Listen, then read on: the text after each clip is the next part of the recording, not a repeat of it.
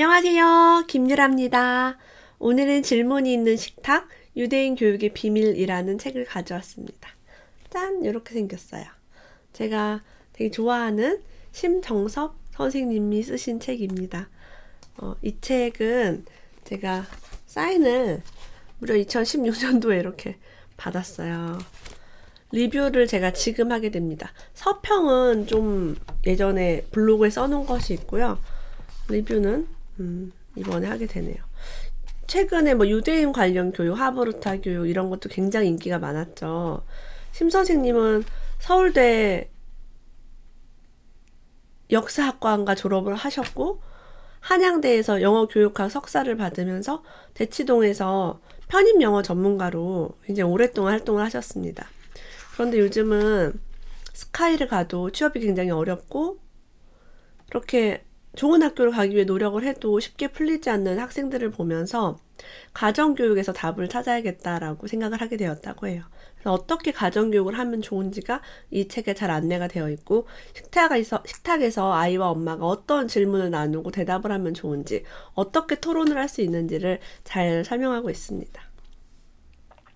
정통파 유대인들은 누구나 율법이 규정한 음식을 먹고 안식일에는 철저히 가족과 함께 지내며 자신이 가진 것을 나누고 베풀며 살고자 노력한다고 해요.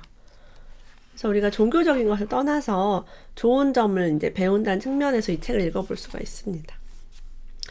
유대인은요, 토요일에도 잠시 회당에 걸어가 예배하는 것 외에는 하루 종일 집에서 엄마가 미리 준비해 놓은 음식으로 온 가족이 같이 식사하고 대화하기를 되풀이한다.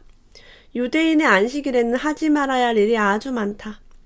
부모의 생업을 포함해 아이들의 숙제와 공부 혹은 학습 계획을 세우는 일, 친구와의 약속, 자동차를 타고 이동하는 것도 금한다고 해요. TV와 전화기는 물론 집안에 있는 거의 모든 전자기기를 끈다. 시계까지 풀어놓는 가정도 많은데 안식일에는 해가 뜨고 지는 자연의 시간 흐름에만 의존하는 셈이다. 무엇을 쓰거나 찢는 행위도 금지된다. 심지어 화장실 두루마리 휴지도 찢으면 안 되기 때문에 안식일 전에 미리 뜯어서 준비해 놓는다. 이런 것들이 있대요. 생각해보니까 우리가 주말에도 청소하고 밥하고 뭐 하느라 바빠요. 그리고 돌아다니고 여행 다니고. 그런데 아무것도 하지 말고 이렇게 공부 숙제도 하지 말고 TV도 전화기도 안 되고 시계도 버리고 대화를 하는 거예요. 미리 준비해 놓고. 할 수 있다면 정말 좋겠죠. 그래서 심 선생님은 실제 이렇게 하고 계신 걸로 제가 알고 있습니다. 아이들과 이렇게 대화가 깊어지면요, 토론을 하기 굉장히 좋은데요. 아이가 즐겁게 읽을 만한 책, 그리고 토론하기 좋은 책으로는 논어, 명심보감, 사자수학과 같은 우리 고전도 선택하면 좋다고 얘기합니다. 그리고 아이와 질문 답변을 나눌 때도 이런 식으로 하면 좋다고 해요. 골프공에 나 있는 구멍이 모두 몇 개일까? 같이 이제 알아보는 거죠. 8월 15일 광복절에 서울 시내에서 점심으로 자장면을 먹는 사람은 몇 명일까? 이런 것들이 여러분 사실 영재원 시험을 보거나 대기업 입사 면접에 사고력과 논리력과 창의력을 확인할 수 있는 그런 추정하는 문제들이 많이 나온다고 합니다. 이걸 어려서부터 대화를 통해서 많이 하게 된다면 금방 풀어낼 수 있겠죠. 근데 우리 아이들이 어렸을 때 엉뚱한 질문 되게 많이 한단 말이에요. 근데 그런 것들을 함께 해결하는 것이 식탁에서 이루어지면 좋겠다라고 얘기합니다. 어린이가 디지털 없이는 하루하루 살 수가 없다고 해요, 요즘. 너무 스마트폰을 많이 보죠. 그래서 그걸 보지 않고 없이 살 수 있는 하루는 선물 받은 시간이나 마찬가지다라고 해요. 너무 많이 보니까요. 디지털에 너무 노출이 많으니까 안 보는 게 축복이다라고 해요. TV와 스마트폰을 통제할 수 있으면 자녀 교육의 절반은 성공한 것이다. 저도 아이들 어렸을 때는 잘했는데 초등학교 고학년이 되니까 힘들더라고요. 친구들이 다 게임을 합니다. 안 하는 친구가 거의 없어요. 정통파 유대인 가정에는 기본적으로 TV가 없다. 영상물 등급과 상관없이 영화도 거의 보여주지 않는다. 심지어 몇몇 가정에서는 어른들이 보는 책이나 잡지에서 유해하다고 판단되는 페이지를 아예 찢어버리기도 한다. 그래서 텔레비전과 영화가 뉴스도 마찬가지고 영화도 마찬가지고 잔인하거나 너무 자극적인 것들이 숨어 있죠. 유대인 도서관은요, 세상에서 가장 시끄러운 도서관이라고 합니다. 조용히 책을 보는 게 아니라 둘씩 짝을 지어서 탈무드를 펴놓고 너나 할 것 없이 큰 소리로 토론을 한다고 해요. 나만의 독서가 여러 명의 토론을 만나야 진짜 지식이 된다고 합니다. 저도 혼자 책을 읽으면 생각이 갇히는데 여러분과 함께 어떤 주제를 가지고 얘기하면 되게 폭이 넓어지고 제가 못했던 생각도 하게 됩니다. 예를 들면은 고전을 읽을 때도 무작정 읽는 게 아니라 이렇게 읽으면 좋다고 얘기해요. 이분이 전문가니까 이런 부분을 잘 우리가 배울 수 있겠죠. 먼저 논어를 읽고 맹자와 장자를 읽은 뒤에 한비자를 읽어야 왜 한비자가 유가를 이상적이라 하고 노자와 장자는 유가를 인위적이라고 했는지 비로소 이해할 수 있다고 해요. 아직 이런 거 제대로 안 읽어봐서 네, 나중에 읽어봐야겠어요. 순서대로. 그리고 한국사를 공부하는 건 굉장히 좋다고 합니다.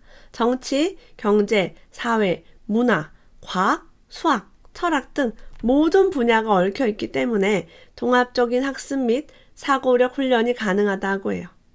예를 들어 세종대왕에 대해 읽고 말하면서 연분구등법 같은 조세제도를 통해 경제와 수학을 배울 수 있고 추구기와 양부일구 해시계를 통해서 과학을 공부할 수 있다고도 합니다. 나아가 교육부 국사편찬위원회가 주관하는 한국사 검정 능력 시험을 통해 아이가 그동안 쌓은 실력을 스스로 평가하고 점점 수준 높은 공부로 심화해 나가는 계기로 삼을 수 있대요. 그래서 역사 좋아하는 아이들 많죠. 요즘은 만화책도 재밌는 게 굉장히 많습니다. 그래서 그런 걸 좋아하면은 이런 시험까지 한번 도전해 볼 수 있게 하는 것도 좋은 것 같아요. 요즘 많이 보는 것 같더라고요, 이런 시험을. 자, 영어는 어떻게 시키면 좋은가? 이분은 편입 영어 선생님이셨잖아요. 그래서 방문각 학원인가 거기에서 대표 강사로 오랫동안 계셨고 편입 영어 책도 많이 내시고 그런 분입니다.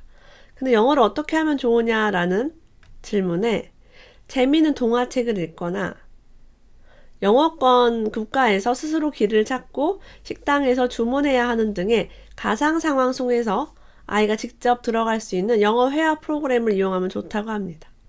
자연스럽게 메이저리그 해설을 보거나 애니메이션을 보거나 영화를 봐서 자연스럽게 영어를 익히면 좋겠다라고 해요. 가장 좋은 방법은 영어 조기 교육비를 절약하여 아이가 7세에서 8세가 되었을 때 영어권 국가를 여행하면서 왜 영어를 공부해야 하는지 몸소 느끼게 해주는 것이다. 그렇죠?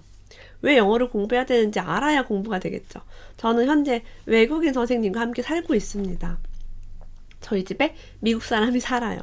이렇게 돈을 들이지 않고도 영어를 노출할 수 있는 기회를 만들어주면 자연스럽게 영어는 그냥 이렇게 하는 거구나 라고 알 수 있겠죠.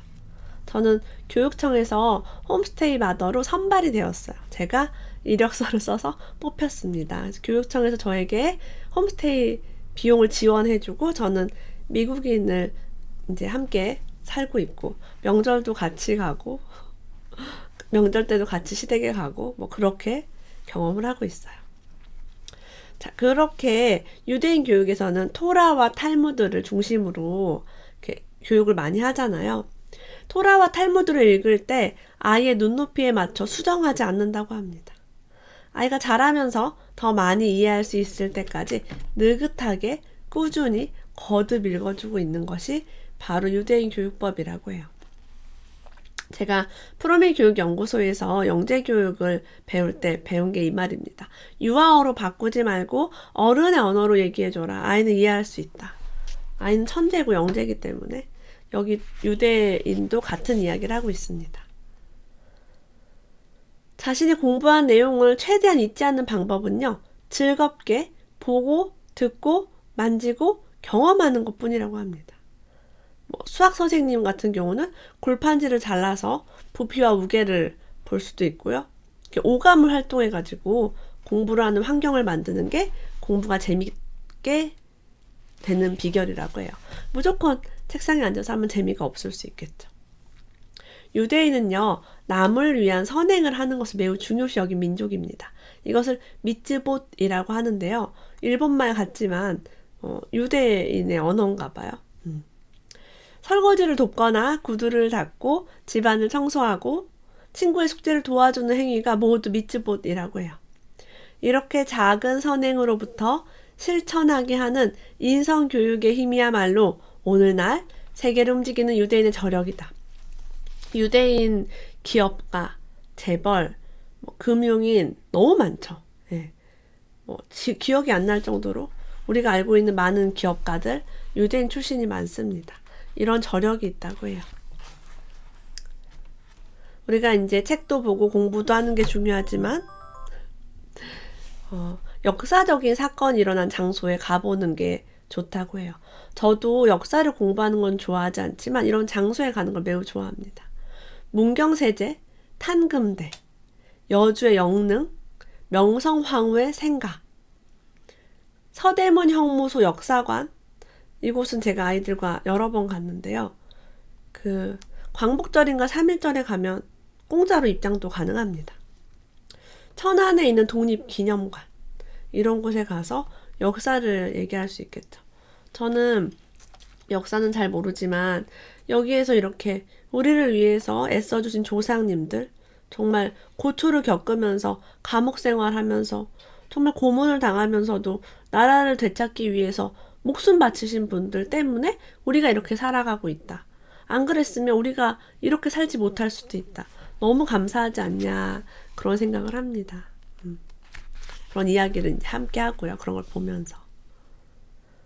자, 유대인이 꼭 지키는 안식일 식탁은요, 단순히 가족의 식사 시간뿐이 아니라 종교적, 역사적 의미를 해서 국가적인 어떤 그런 것들을 이렇게 역사나 이런 걸 기억시키는 거죠. 애국심도 기를 수 있을 것 같네요. 부모는 삶의 이유와 목적을 되새기고 방향을 점검하고 아이는 어떻게 살아가야 할지 끊임없이 질문하고 대답하며 자신만의 답을 찾아가는 과정을 통해 자기 정체성을 형성한다고 합니다. 이렇게 아빠가 주제를 하고 엄마가 정성스럽게 성찬을 미리 이제 준비해 놓고 그걸 모여가지고 가장 좋은 옷을 입고 식탁에 모여서 막 이야기도 나누고 한대요. 여기서 어떻게 질문을 하면 되는지는 이 책에 자세하게 써 있습니다. 예시는. 부모의 역할은 아이를 믿고 아이가 자기 재능을 발현하길 기다려주는 것이라고 합니다. 이것을 분명히 할 때 비로소 아이와 부모 모두가 행복한 가정이 이루어질 것이다. 그래서 우리가 가정교육 잘하고 싶으신 분들 식탁에서 이렇게 질문하는 법 이 책에 잘 나와 있고요. 답변을 통해서 아이가 스스로 잘 해나갈 것을 믿게 되는 과정을 함께 경험할 수 있겠네요. 이 책을 쓴 감사의 말에 심 선생님이 나는 지난 20년간 교육 현장에서 아이들을 가르치면서 무너져가는 대한민국의 교육을 살릴 수 있는 유일한 희망은 가정 중심의 교육을 회복하는 것이라고 얘기했습니다. 이분이 대치동에 계셨지만 대치동에 학원가에 있는 아이들이 다 공부를 열심히 하는 게 아니라고 제가 들었어요. 뭔가 이렇게 막 너무 지쳐있고 너무 뭔가 멍해서 학원에 다니는 그런 아이들 보면서 어떻게 하면 이 교육이 회복될 것인가를 고민하셨다고 합니다. 자, 그럼 끝으로 우리 가족의 식탁에서 실천하는 유대인 자녀교육 원리를 8가지 이야기를 나눠보겠습니다. 첫 번째, 매주 정해진 시간에 아이와 대화를 나누며 밥을 먹어라. 두 번째, 식탁 위에 자선함을 놓고 어려운 이웃을 위한 돈을 모아라. 세 번째, 하루에 1가지 이상 남을 돕는 일을 하고 함께 이야기를 나누어라. 네 번째, 식탁 위에 올라갈 음식을 함께 준비하며 건강한 먹을거리에 대해 공부하라. 다섯 번째, 가치 있는 책 한두 권을 골라 아이와 반복해서 읽어라.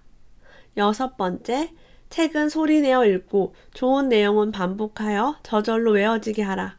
일곱 번째, 책을 읽은 후에는 서로 질문하고 대답하며 토론하라. 여덟 번째, 아이의 의사를 존중하고 자기 스스로 결정하고 책임지도록 하라.